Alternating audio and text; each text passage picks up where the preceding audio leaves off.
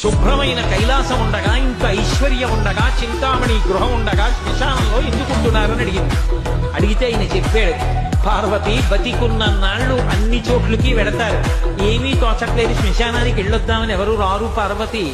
నేనంతవాణ్ణంటాడు, పొరుగ్గా ఉన్నానంటాడు, చల్లగా ఉన్నానంటాడు, పండితుండంటాడు, పద్యాలు నాకు నోటికొచ్చంటాడు, ఉపన్యాసం చెప్పగలనంటాడు, నాకు పాటలొచ్చంటాడు, నేను నాట్యం చేస్తానంటాడు, నేను అధికారినంటాడు, నా దగ్గర డబ్బు ఉందంటాడు, నేను పాట పాడగలనంటాడు. ఇన్ని ఉన్నాయనుకున్న వాడిలోంచి ఊపిరి బయటికి వెళ్ళిపోయిన తరువాత వాడిని తీసుకెళ్లి 4 కొత్త కర్రల మీద పడుకోబెట్టి చాప చుట్టి తాడు కట్టి పైన నూలుబట్ట కప్పి తీసుకొచ్చి అన్నీ తీసేసి కర్రల మీద పడుకోబెట్టి కాల్చేస్తుంటే జీవుడు లేచి నిలబడి పుర్రె పగిలిపోయిన తరువాత కన్న కొడుకు కూడా స్నానం చేసి వెళ్ళిపోతుంటే చీకటి పడిపోయాక, అయ్య బాబోయ్ చుట్టూ ఉగ్రభూతాలు, నా వాళ్ళన్న వాళ్ళు లేరు, వీళ్ళని నమ్ముకున్నాను, ఒక్కడు లేడని ఏడుస్తుంటే నేనున్నాను రా అని చెప్పడానికి నేను కూడా లేకపోతే చచ్చిన వాడు 1000 మాటలు చచ్చిపోతాడని అక్కడ ఉన్నాను పార్వతి.